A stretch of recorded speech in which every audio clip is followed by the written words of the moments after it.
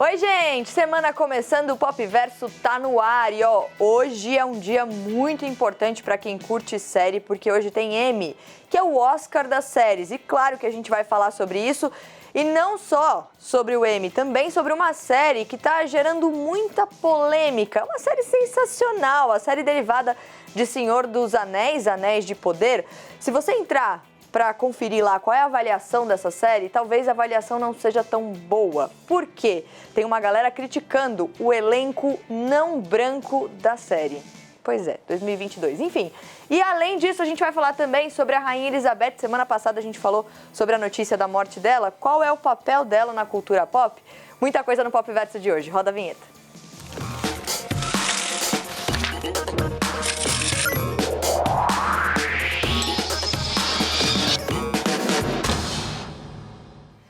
Vamos começar então, como você já percebeu pelo nosso telão, falando sobre a Rainha Elizabeth. Semana passada a gente falou aqui na CNN sobre a morte dela. Ela tinha 96 anos de idade, 70 anos de reinado. Inclusive, a gente continua acompanhando tudo sobre, enfim, velório, toda a cobertura especial aqui na CNN. Mas aqui no Pop Verso a gente trouxe a discussão para cultura pop com o Mauro Soares, que está aqui comigo. Ele é jornalista de cultura pop. Primeiro que eu adoro esse GC, jornalista de cultura pop. Você sabe que venceu, Mauro. Vencemos. Vencemos na vida. A cultura pop venceu. Sempre. Mauro, agora que a gente está acompanhando os desdobramentos da notícia da morte da rainha, existem muitas críticas sobre monarquia. E aí eu queria já te perguntar, o que transformou a figura da rainha em algo tão interessante para a cultura pop? A rainha virou uma figura aspiracional e de inspiração para todo o ecossistema cultural. Então, para a música, para o cinema, para as artes plásticas, para a moda, né? A gente pode citar todos esses movimentos. Então, a gente tem que falar primeiro que ela foi a grande salvação da monarquia para não envelhecer, para se tornar, claro, depois veio a Lady Di, que fez o papel mais midiático possível e angariou mais gente, mas ela foi a primeira pessoa, a primeira nobre da monarquia que se transformou numa figura altamente popular, para o bem e para o mal, né? Porque a partir do momento que ela se expôs, ela colocou o rosto dela na vitrine, ela também passou a ser criticada, né? Então, por exemplo, a gente pode começar por cinema, né?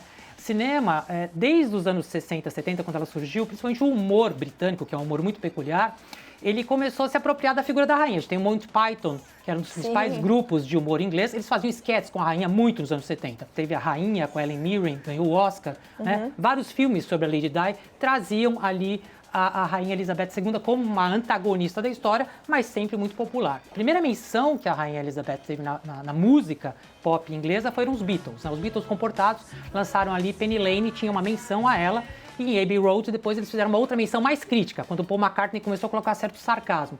Veio Sex Pistols e colocou God Save the Queen, o hino punk pesado, né, que mostrou toda a anarquia, toda a rebeldia dos mais jovens, de uma certa parcela, contra a rainha. A rainha censurou na época, né? A monarquia não queria que essa música tocasse. Só que censurar uma coisa que já tá bombando vou colocar fogo na gasolina. Claro. Aí virou um grande sucesso e aí ela se tornou ainda mais popular na música. Depois vieram The Smiths, que também tinha um disco, né, The Queen's Dead, que virou também célebre e dentro da música. Então ela foi ganhando um terreno como ícone de cultura pop, exportada, inclusive, por outros países, como uma forma de renovação da própria monarquia, que estava ali, né, meio caída, meio pré-thatcheriana ali. E até a cultura pop pode fazer o papel inverso, o mercado de entretenimento, né? Então, por exemplo, séries recentes como The Crown, agora, Exato. Que inclusive eles interromperam ali as gravações agora justamente para fazer essa homenagem, Exato. digamos assim, à rainha.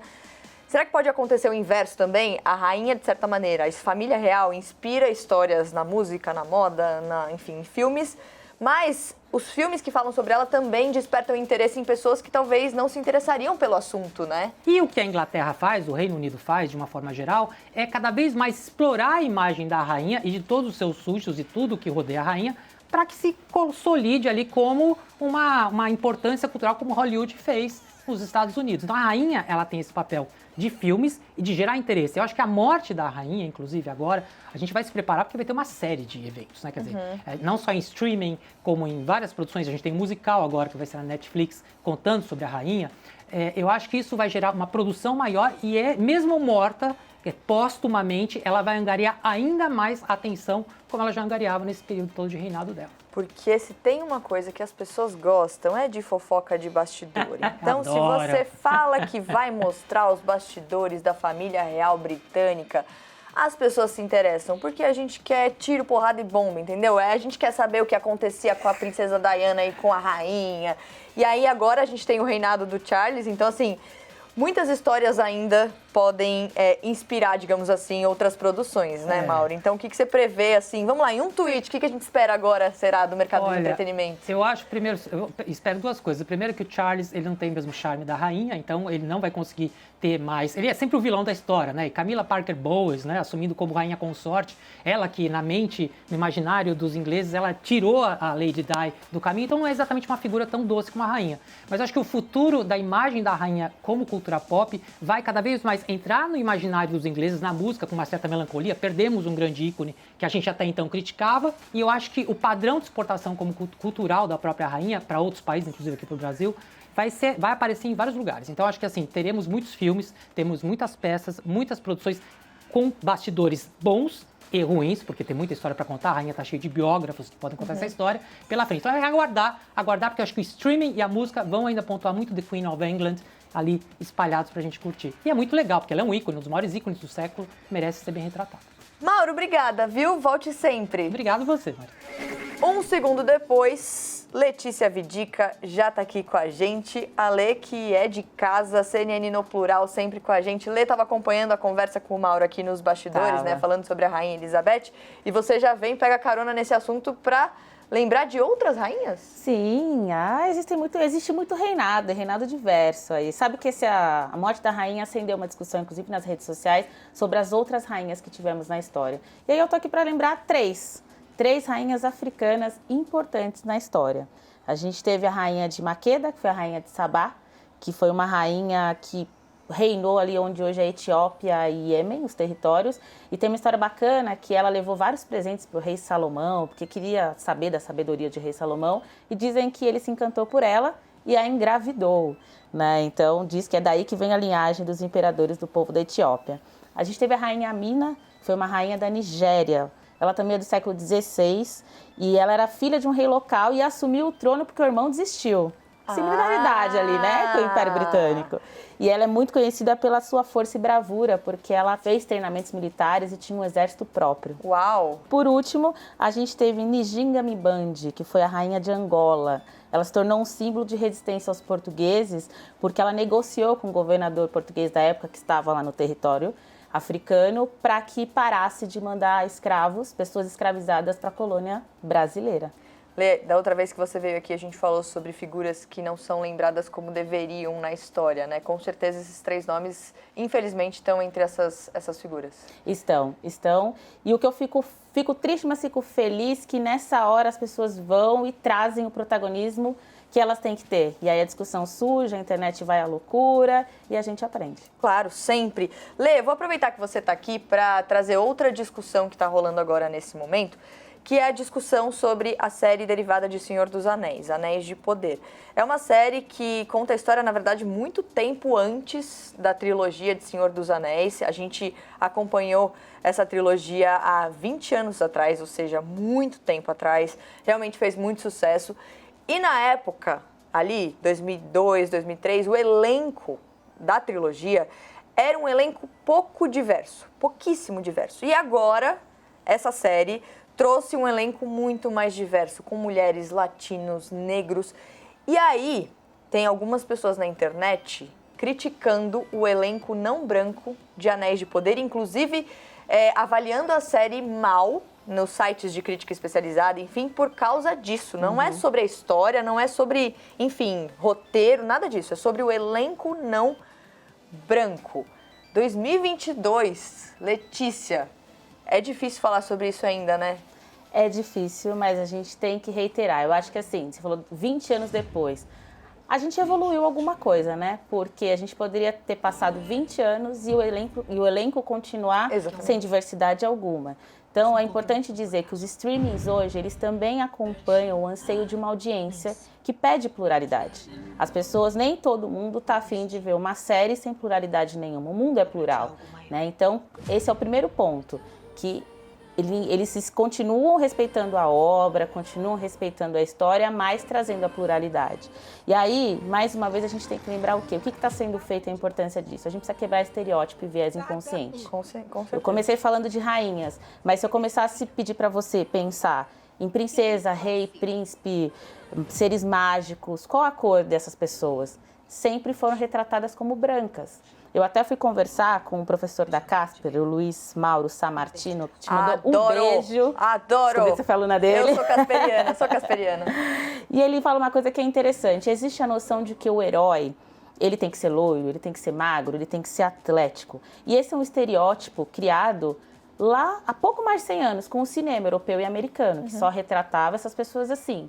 E depois reforçado pela década de 50 com a televisão. É como se a sociedade achasse que o bem, o mal, o divinal, o obscuro, o herói, o vilão tem cor. E tudo que é ligado à iluminação, à luz, qual é a cor que você imagina? E aí, em Senhor dos Anéis, se você não assistiu, é uma série, na verdade é uma trilogia, né, um clássico que fala sobre um mundo de fantasia. E aí você tem a figura dos elfos, que na trilogia dos filmes eram loiros, com pele clara.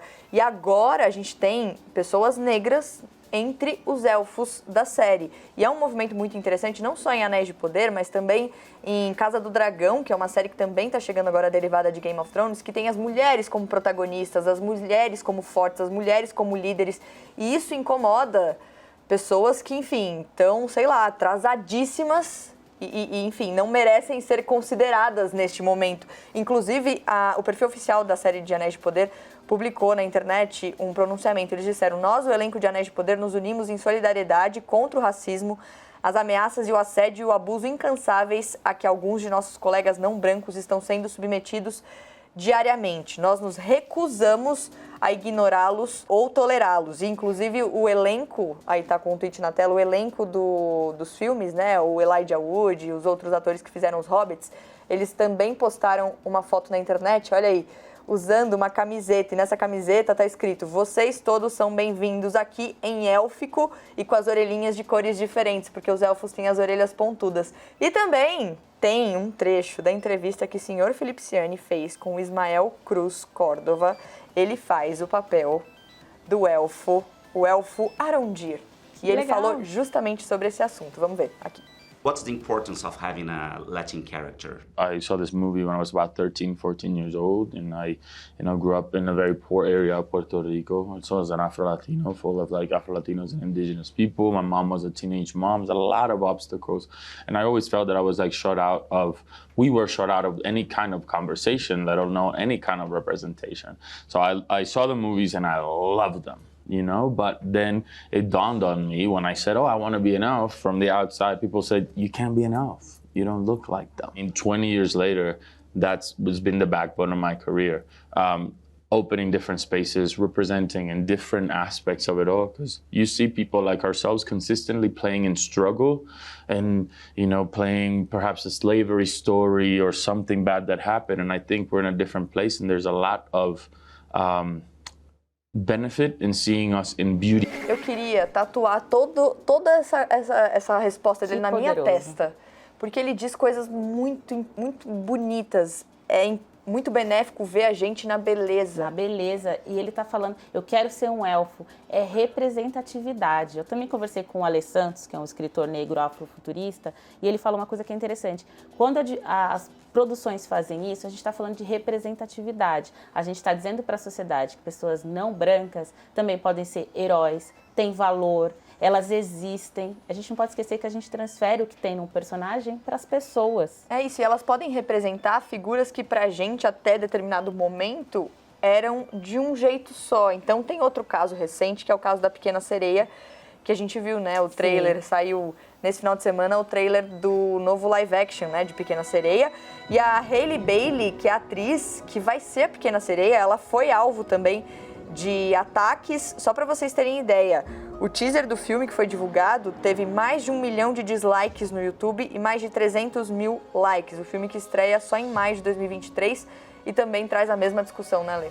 É a mesma coisa. Mais uma vez, as pessoas achando que negros têm que continuar, não brancos, né, mas nesse caso ela falando pela negra, sempre no mesmo lugar, né, do vilão, do mal, da servidão, e que não pode ter protagonismo. Eu falo que esse é o incômodo do protagonismo, né? E que bom uma pequena sereia negra, que tenha uma pequena sereia de outras etnias também, porque a gente está falando de representatividade para futuras gerações. Eu cresci no mundo Disney sem princesas negras, até que a gente começou a mudar. Que bonito que isso acontece. É lindo de ver e a gente espera que faça muito sucesso o live action de Pequena Sereia, a série Anéis de Poder, que é uma série incrível, assistam. Enfim, todas as produções que se preocupam em colocar diversidade não só na frente das câmeras, nos bastidores também é muito importante, a gente sempre diz isso aqui. Lê, obrigada mais uma vez. Eu que agradeço. Um beijo. Até a próxima, gente. Hashtag #PopVersusCNN, você conversa com a gente em todas as redes sociais e o programa de hoje tá cheio de coisa, então vamos agora para as notícias do dia.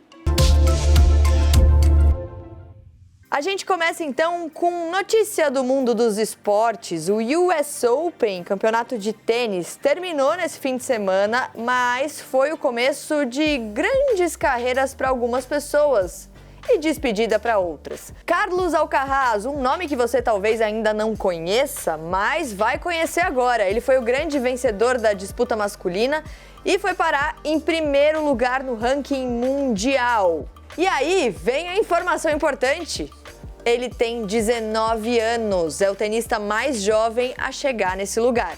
Agora, um nome que você conhece muito bem, Serena Williams, se despediu. Foi a última competição dela. Recentemente, ela disse que ia parar mesmo de jogar profissionalmente com 40 anos de idade. Não ganhou o US Open, mas saiu das quadras como a maior campeã de Grand Slams entre homens e mulheres na era aberta do tênis, 23 taças. E vale, claro, mencionar mais um nome brasileiro. A Bia Haddad chegou nas oitavas de final do torneio de duplas com a parceira dela, a Ana Danilina, que é uma tenista cazaque que nasceu na Rússia. A gente sempre aqui na torcida pelos próximos campeonatos da Bia. Se você estava na internet no final de semana, você viu o tanto de vídeo no nosso feed com o lançamento da Disney. Por quê?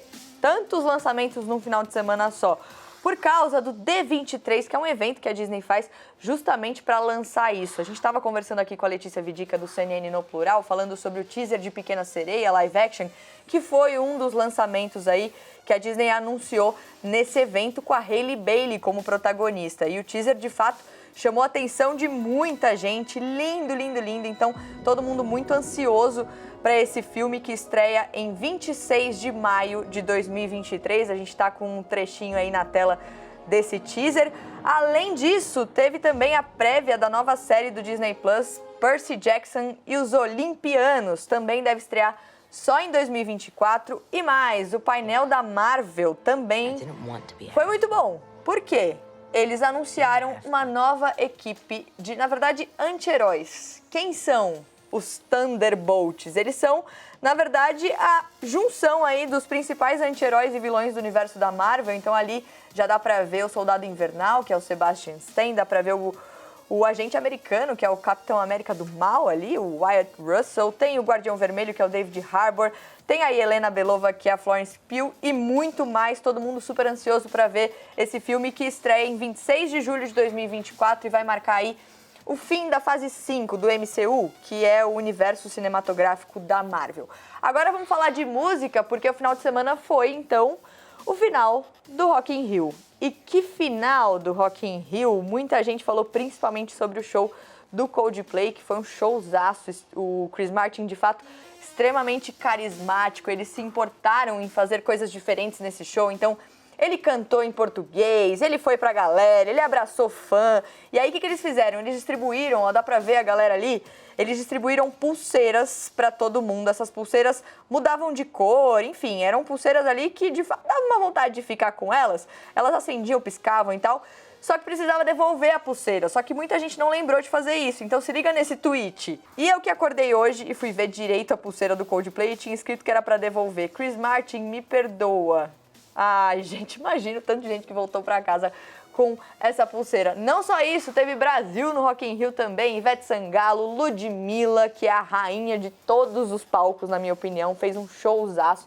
A Ludmilla maravilhosa, olha lá, rainha tem nome. Se você não foi ao Rock in Rio e tá ansioso para um próximo festival, só para anotar na agenda. A gente tem ano que vem, então, a outra, digamos assim, uma versão diferente do Rock in Rio, The Town, que também é um festival organizado pelos mesmos organizadores do Rock in Rio, só que em São Paulo. Então, em setembro, tem The Town, primeiro festival The Town aqui no Brasil. Criolo e Isa já são atrações confirmadas, então tem muita coisa pra gente esperar. E claro que aqui no Pop Verso a gente vai ficar de olho nisso, mas só ano que vem. Tem que esperar.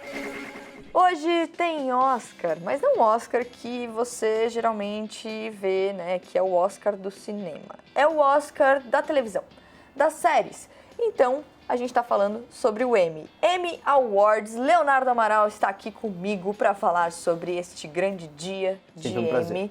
Léo, entre as séries indicadas, qual é a sua favorita? De melhor série drama, acho que minha favorita seria Euphoria. Mas você tem um lugar quentinho fala, no meu coração. Você é fã da Zendaya. Eu sou fã da Zendaya. Então não vale. Eu sou fã do Tom Holland, então depois a gente conversa sobre isso. Entre as séries de drama, acho que a minha favorita... eu tô ali entre Ruptura e Succession, mas enfim. Dia de Emmy sempre fica essa discussão para todo canto, todo mundo falando sobre as séries preferidas, mas o Léo, na verdade, hoje trouxe um olhar muito importante também sobre o Emmy, né, Léo? É importante ressaltar que o Emmy, por ser o Oscar da TV, deveria ter mais representatividade do que eles têm geralmente, entendeu? Inclusive, o Emmy já foi muito criticado por causa disso. Já, né? em 2021, rolou a hashtag semelhante à do Oscar, né, que era a hashtag Emmys So White, justamente por conta de ter tido uma vasta maioria de indicações para pessoas brancas. E aí as pessoas que não são brancas não tiveram tanto destaque. E aí é difícil, né? Porque com tanta série hoje em dia, com tanta coisa na TV, como que você não tem uma pessoa que não é branca que não merece esse prêmio, sabe? E também com esse esforço que, como a gente viu em Anéis de Poder e tal, com o esforço do mercado de entretenimento de justamente colocar elencos mais diversos e equipes mais diversas. Então é importante que as premiações acompanhem também esse movimento, Sim. né? E o que choca, na verdade, é a diferença entre tempos de um vencedor negro, por exemplo, e outro. Então, pra gente entender melhor esse recorte, o melhor ator de comédia, o primeiro ator negro a ganhar esse prêmio de melhor ator de comédia foi o Robert Guillaume, por uma série que chama Benson, em 1985, tá? E aí, a diferença de tempo a qual eu estava me referindo é que justamente depois, o outro ator negro que ganhou esse prêmio foi o Donald Glover, só em 2017, 32 anos depois, por essa série que a gente está vendo aí, que é Atlanta, que eu gosto muito, inclusive. Uma série incrível, né? E ele também foi considerado melhor diretor de comédia.